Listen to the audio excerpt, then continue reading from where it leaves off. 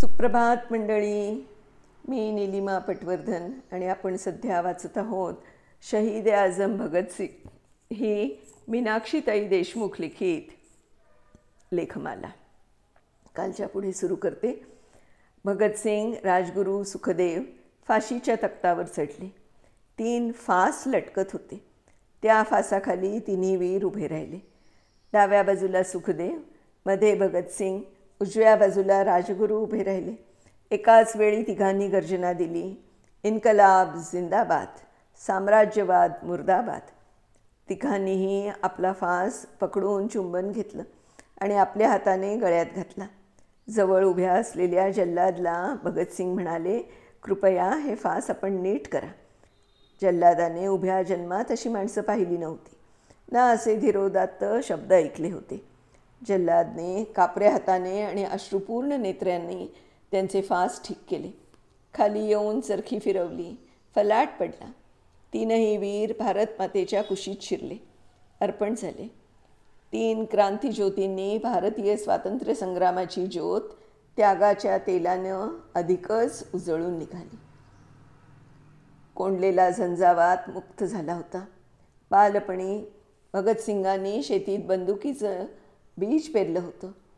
त्या शेताने बंदुका तर दिल्यास, पण त्या शेताने क्रांतीसाठी वैचारिक बंदुकाही पुरवायला सुरुवात केली होती. तुरुंगाच्या कोठडीतून इन्कलाब जिंदाबादच्या घोषणा निनादल्या आणि ते निनाद देशाच्या कानाकोपऱ्यात पोचले. याच निनादांनी ब्रिटिश साम्राज्याचा पाया हादरला. खिळखिळा झाला. भगतसिंग खरोखरच दूरदृष्टीचे होते.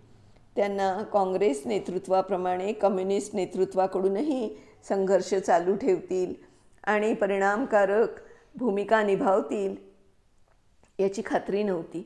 म्हणूनच त्यांनी फाशी देण्याच्या आधी अंतिम पत्रात म्हटलं होतं, इंग्रजांची पाळेमुळे हादरली आहेत.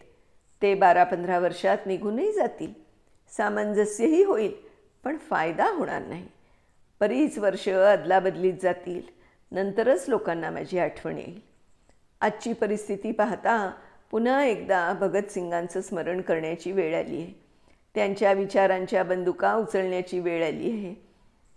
सशस्त्र क्रांतिकारी आंदोलनाला वैचारिक बैठक देणारे भगतसिंग आजच्या तरुणांचे प्रेरणास्थान आहे. भगतसिंग खऱ्या अर्थाने सर्वकालीन सर्वश्रेष्ठ क्रांतिकारक होते. 12 सप्टेंबर 1929 रोजी भगतसिंगांना त्यांच्या मागणीवरून प्रशासनाने डायरी दिली होती. त्यांना 8 एप्रिल 1929 रोजी दिल्लीत अटक करण्यात आली. त्यानंतर त्यांना लाहोर तुरुंगात हलवण्यात आलं. जवळपास ते 2.5 वर्ष तुरुंगात होते.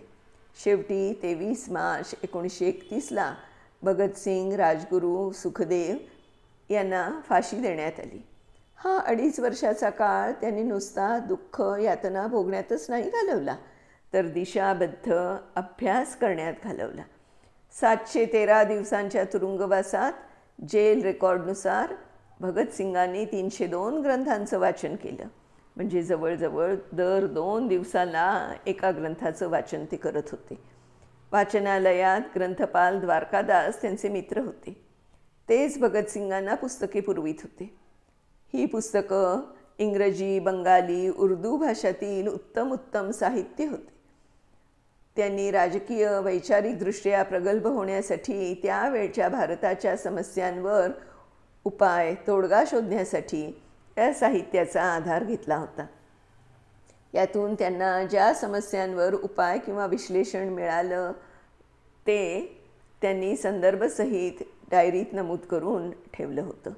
त्यांनी जेलमध्ये 4 ग्रंथ लिहिले. India of socialism, autobiography, history of revolutionary movement of India आणि at the door of death. त्यात भर म्हणजे ही जेल डायरी आणि व्हाय आय एम ॲथिस्ट हा लेख लिहिला. त्यांनी हे सर्व साहित्य गुप्तपणे कुमारी लज्जादेवी यांच्या हस्ते तुरुंगाबाहेर पाठवलं. लज्जादेवी या भगतसिंगांच्या डिफेन्स कमिटीच्या सेक्रेटरी होत्या. त्यामुळे त्या भगतसिंगांना जेलमध्ये भेटायला येण्यासाठी नेहमीची परवानगी होती. लज्जावती देवींनी व्हाय ॲम एथिस्ट लेखाचा काही भाग पीपल वृत्तपत्राचे संपादक फिरोज चंदांकडे दिला. त्यांनी भगतसिंगांच्या मृत्यूनंतर त्यांच्या जयंतीनिमित्त म्हणजे 27 सप्टेंबर 1931 रोजी प्रकाशित केला. लज्जादेवींनी बाकीचं साहित्य अंदमानवरून सुटून आलेल्या बिजोब कुमार सिन्हा यांच्याकडे दिलं, पण त्यांनी पोलिसांच्या भीतीनं ते जाळून टाकलं. असं अनमोल साहित्य नष्ट झालं हे या देशाचं दुर्दैवच म्हणायला हवं. भगतसिंगांनी जेल डायरीमध्ये अनेक विषयांना हात घातला. प्रत्येक मुद्द्याची तर्कसंगत मीमांसा केली.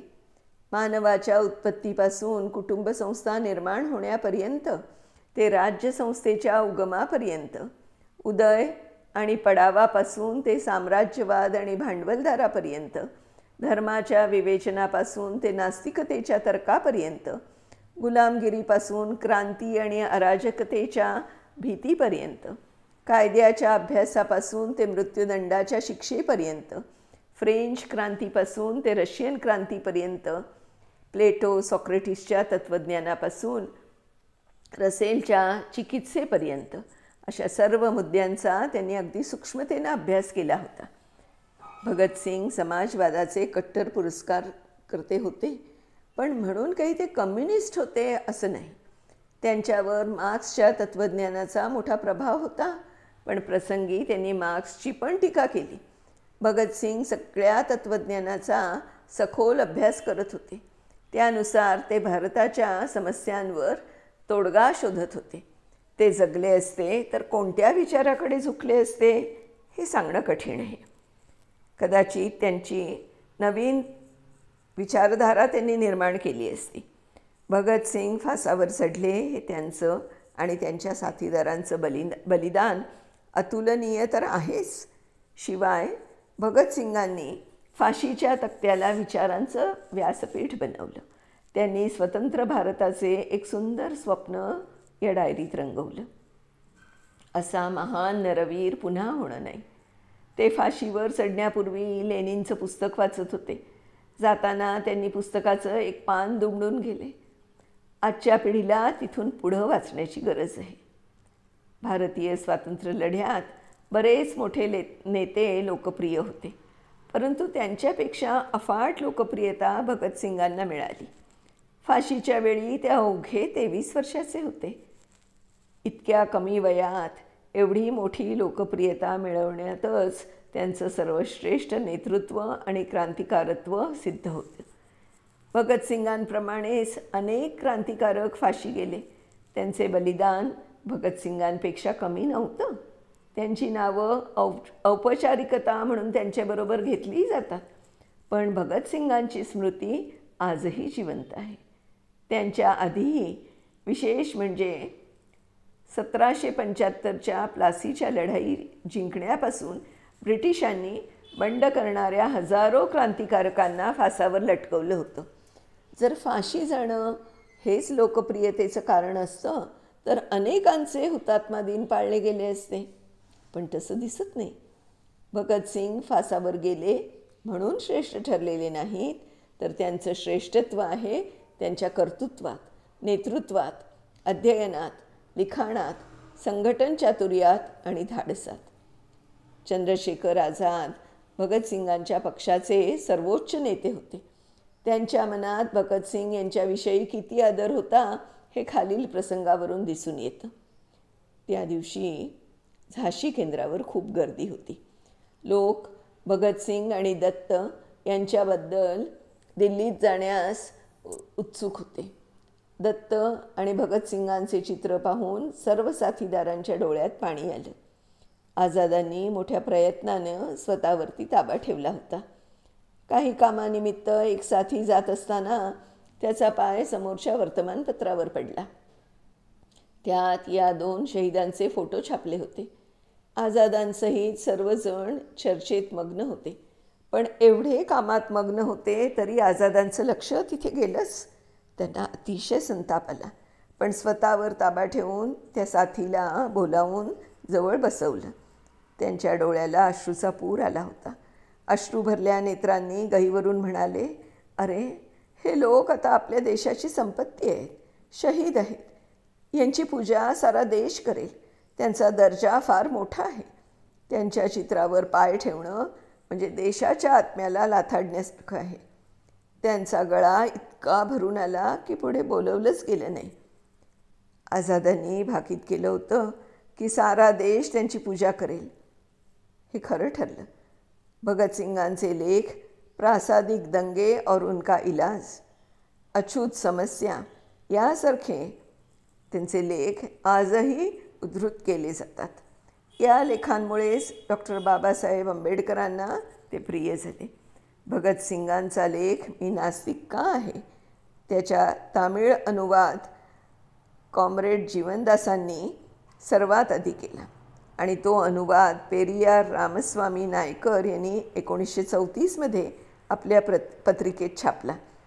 नंतर पुस्तिकेच्या रूपात तामिळ भाषेचे कितीतरी संस्करणे प्रकाशित झाली. आजही द्रविड कळघमद्वारा सतत प्रकाशित होत आहेत. भगतसिंगांच्या फाशीची दखल राष्ट्रीय आणि आंतरराष्ट्रीय पातळीवर घेण्यात आली होती. 20 मार्च रोजी आयोजित सभेत सुभाषचंद्र बोस म्हणाले होते, भगतसिंग एक व्यक्ती नाही, एक प्रतीक आहे.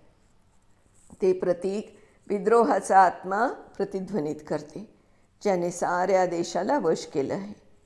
ब्रिटिश सरकारनं भगतसिंगांना रात्रीच्या अंधारात फाशी दिली, कारण ते भगतसिंगांना आणि त्यांच्या पक्षाला मोठा धोका समजत होते. नंतर होणाऱ्या जनक्षोभाला घाबरत होते. एकेकाळी मुसलमान आणि हिंदू एकाच क्रांतिकारी संघटनात कार्यरत होते, पण ब्रिटिशांनी त्यांच्यात फूट पाडण्यात ते यशस्वी झाले होते.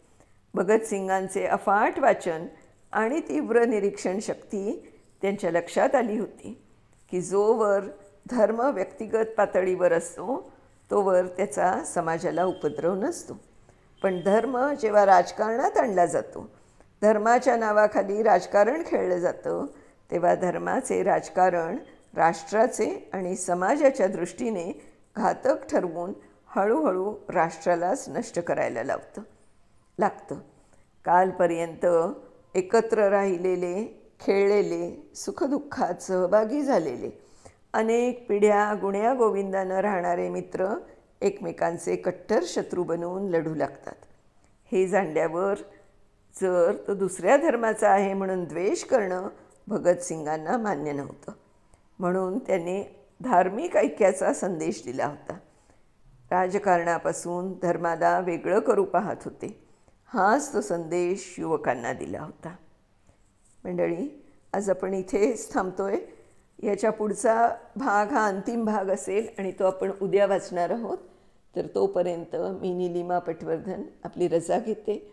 लेखिका मीनाक्षीताई देशमुख यांचे पुन्हा एकदा आभार मानते आणि उद्या भेटण्यासह आपण याचा अंतिम भाग जो वाचणार आहोत त्याच्यासाठी तयार असावं. नमस्कार.